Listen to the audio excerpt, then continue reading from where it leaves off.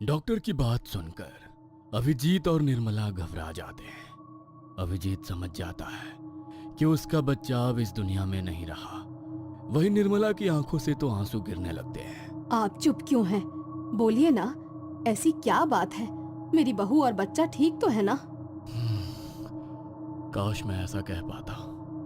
गुंजन ने अपना बच्चा खो दिया है, लेकिन हैरानी की बात यह है कि हमें गुंजन के गर्भ में बच्चे का एक भी चिन्ह नहीं मिला। ऐसा कैसे हो सकता है? ऐसा लग रहा है जैसे वो कभी प्रेग्नेंट थी ही नहीं। मुझे तो ये बुद्धि बिल्कुल समझ में नहीं आ रही। मुझे उम्मीद है कि आप लोग मुश्किल समय में गुंजन के साथ खड़े रहेंगे। ये आवाज कैसी? कहीं गुंजन? सब लोग भागते हुए गुंजन के कमरे में पहुंचे तो देखा कि गुंजन पागलों की तरह बिस्तर पर रखे कंबल और तकियों को फाड़ रही है और जोर जोर से चीख रही है। मेरा बच्चा, मेरा बच्चा, मेरा बच्चा कहाँ है? मैं सब बर्बाद कर दूंगी। मैं अपने बच्चे को कुछ नहीं होने दूंगी। गुंजन की ये हालत देखकर अभिजीत की आंखों से आंसू छलक आते हैं और वो भागकर उसे गले लगाने की कोशिश करता है। गुंजन शांत हो जाओ, सब ठीक हो जाएगा, प्लीज मेरी बात सुनो। अभिजीत के गले लगाते ही गुंजन चीख चीख कर रोने लगती है। अभिजीत, अभिजीत, मेरा बच्चा, ये सब मेरे बच्चे के कातिल हैं। मैं इन्हें जिंदा नहीं छोड़ूंगी। अभिजीत, गुंजन को अभी सख्त आराम की जरूरत है। मैं इसे बेहोशी का इंजेक्शन लगा देता हूँ। नर्स कमरे में आती है और जबरदस्ती गुंजन को बेहोशी का इंजेक्शन लगा देती है। अब गुंजन शांत हो चुकी थी। सबने उसे आराम करने के लिए कमरे में अकेला छोड़ दिया। गुंजन की इस हालत का जिम्मेदार मैं ही हूँ। मुझे उसे अकेला छोड़ना ही नहीं चाहिए था। ये तो क्या बोल रहा है बेटा? ये सब तेरी वजह से नहीं, बल्कि उस श्राप की वजह से हो रहा है जो भीलवाड़ा को बर्बाद कर चुका है। मुझे तो लगा था कि वो सारी बातें झूठी थी, मगर आज सब सच देख लिया। अब बस भी करो माँ। आज के जमाने में भी श्राप और भूतों जैसी बातों पर यकीन करते हो? ये सब कुछ नहीं होता। मुझे तो लगता है कि गुंजन को कोई बीमारी हुई है। इस वक्त उसकी मानसिक स्थिति बिल्कुल ठीक नहीं है। मुझे सावित्री को बुलाना ही होगा। वही है जो गुंजन को संभाल सकती है। ये दिल्ली है, जहाँ के एक बड़े अस्पताल में सावित्री काम करती है। वो एक मनोवैज्ञानिक है और ऐसे कई केसेस को साइंस की मदद से हैंडल करती है जिन्हें ये दुनिया भूत का नाम दे चुकी है। सावित्री भूतों में यकीन नहीं करती है। वो इस वक्त कुछ मनोवैज्ञानिकों के साथ एक मीटिंग कर रही थी कि तभी उसके पास किसी का कॉल आता है। क्या? ये कैसे हो सकता है? भाभी कैसी हैं? हाँ, आप बिल्कुल मत कीजिए, मैं कल ही पहुंचती हूँ। क्या हुआ सावित्री जी, सब ठीक तो है ना? जी हाँ, सब ठीक है। सॉरी, पर मुझे एक अर्जेंट केस मिला है तो मुझे जाना होगा। सावित्री ट्रेन से उतरती है। वो अपने हाथ में एक बैग पकड़े हुए गांव की तरफ बढ़ रही है। रास्ते में लोग उसे अजीब निगाहों से देखते हैं। गांव की गलियों में गहराती खामोशी और हल्की हवाओं का शोर माहौल को और रहस्यमयी बना रहा है। भीलवाड़ा अभी भी नहीं बदला। वही पुरानी सड़कें, डरे हुए लोग और एक अजीब सी खामोशी। न जाने क्यों मैं जब भी यहाँ आती हूँ मुझे कुछ अजीब वाइब्रेशंस महसूस होती हैं। सावित्री कई सालों बाद अपने गांव लौट रही थी। पिछली रात उसे अपने परिवार से गुंजन के अजीब बर्ताव के बारे में खबर मिली। ये खबर सुनकर उसके मन में कई सवाल उठे जिनका जवाब वो खुद ढूंढने के लिए यहाँ आई थी। सावित्री, सावित्री, तुम आ गई। मुझे पता था तुम आओगी। तुम ही मेरी मदद कर सकती हो। गुंजन के चेहरे पर थकावट और डर साफ झलक रहा था। वो सावित्री को देखते ही गले लग गई। गुंजन, सब ठीक है, तुम बिल्कुल फिक्र मत करो, मैं सब ठीक कर दूंगी। लेकिन तुम इतनी डरी हुई क्यों लग रही हो? बात क्या है? वो बच्चा, वो मुझे हर जगह दिखता है। कभी वो मेरा पल्लू पकड़कर मेरे पीछे पीछे चलता है, तो कभी कभी इसी दरवाजे के पास खड़े होकर माँ माँ चिल्लाता है। उसी ने और मेरा बच्चा, मेरा बच्चा। गुंजन, गुंजन, होश में आओ। यहाँ कोई बच्चा नहीं है।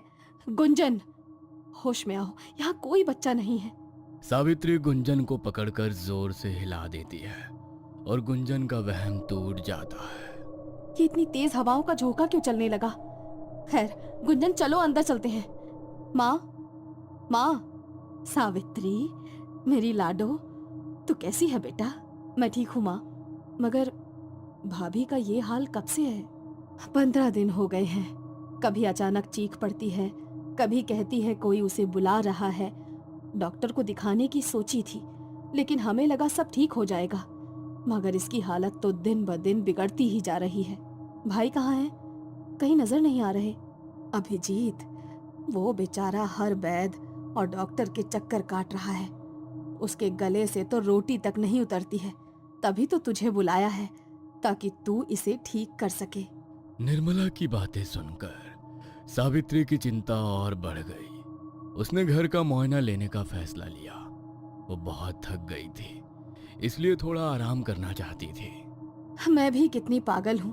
पूरे 1 साल बाद मेरी लाडो घर वापस आई है और मैंने उसे खाने तक भी नहीं पूछा। तू ये सब छोड़, जाकर अपने कमरे में आराम कर। मैंने तेरी पसंदीदा दाल बाटी बनाई है, लाती हूँ। हाँ, मेरा कमरा, कितना सुकून मिलता है अपनी पुरानी चीजों को देखकर। लेकिन ये रोने की आवाज कहाँ से आ रही है? सावित्री अपने कमरे में बैठी थी, लेकिन गुंजन के कमरे से आती सिसकियों ने उसे बेचैन कर दिया। उसने तुरंत कमरे की ओर रुख किया। दरवाजा खोलते ही उसे भीतर का भयावह दृश्य दिखा। सावित्री, तुम आ गई, मुझे बचा लो, मुझे कुछ हो रहा है। गुंजन पलंग पर बैठी थी, लेकिन उसकी आंखों में एक अजीब सी घबराहट और थकावट साफ झलक रही थी। उसका चेहरा पीला पड़ चुका था और वो अपने हाथों को बार बार देख रही थी, जैसे कुछ छूट गया हो। भाभी, ये क्या हाल बना रखा है? तुम इतनी घबराई हुई क्यों हो? सावित्री ने गुंजन के पास जाकर उससे बात करने की कोशिश की, लेकिन गुंजन के चेहरे पर डर और बेचैनी थी। उसके शब्द बिखरे हुए और असमंजस भरे थे। मेरा बच्चा, मैंने उसे देखा था, वो मुझे पुकार रहा था। गुंजन, इस कमरे में कोई नहीं है। देखो, यहाँ सिर्फ मैं हूँ और तुम्हें डरने की बिल्कुल जरूरत नहीं है। तुम खुलकर मुझे बता सकती हो, क्या तुम किसी के दबाव में आकर ये सब कर रही हो? नहीं, वो अभी भी यही है। वो तुम्हें देख रहा है। उस रात जब मैंने परछाई देखी, उसने मुझे बुलाया। वो बच्चा, उसने कहा, माँ मेरे पास आओ। और फिर खून, लाल कदमों के निशान। वो आएगा, वो रात को जरूर आएगा। क्या? लेकिन भाभी, ये कैसे हो सकता है? तुमने कहा था कि तुम्हारा बच्चा गायब हो गया।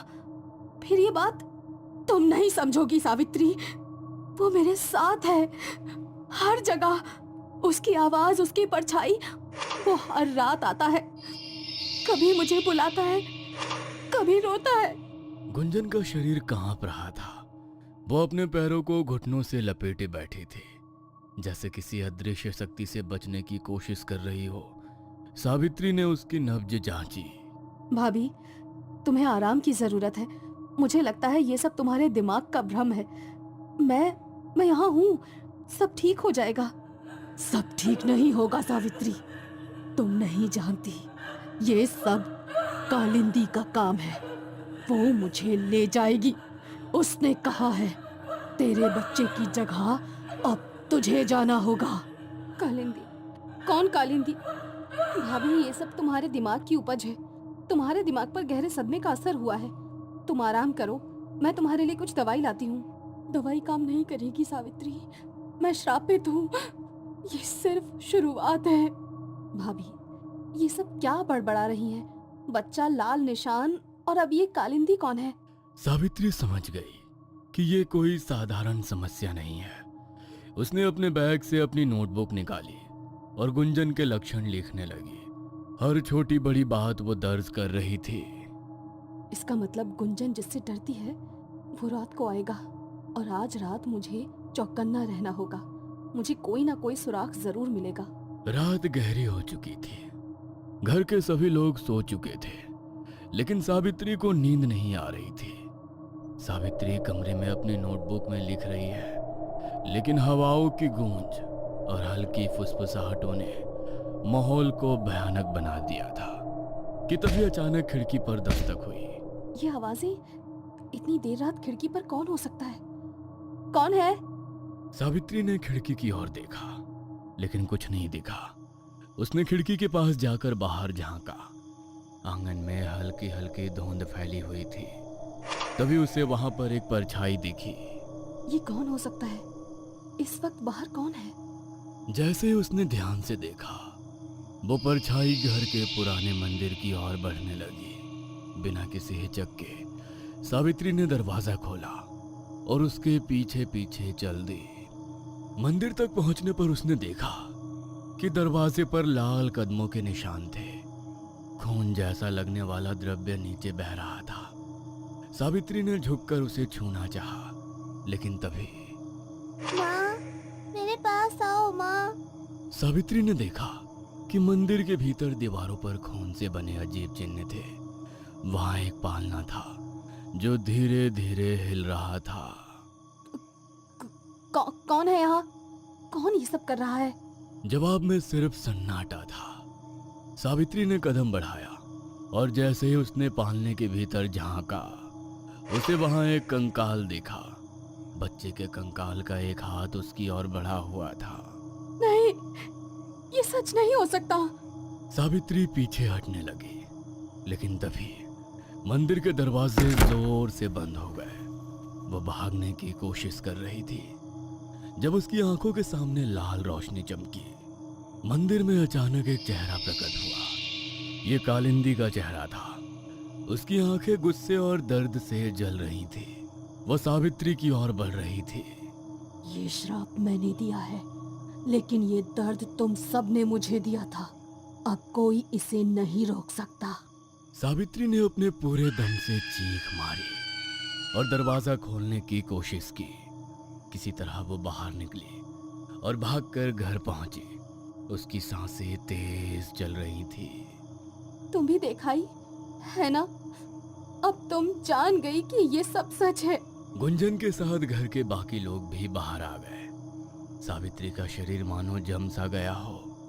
उसकी बोलती बंद थी। क्या हुआ सावित्री, तुम यहाँ आंगन में क्या देखा तुमने? कुछ बोलती क्यों नहीं? सावित्री, चुप क्यों हो? माँ कुछ पूछ रही है। वो कालिंदी कालिंदी। सावित्री को अब एहसास हो गया था कि ये घटना सिर्फ कल्पना नहीं थी। वो गुंजन की बातों पर यकीन करने लगी, लेकिन सवाल ये था कि क्या वो घर वालों को सच बता पाएगी।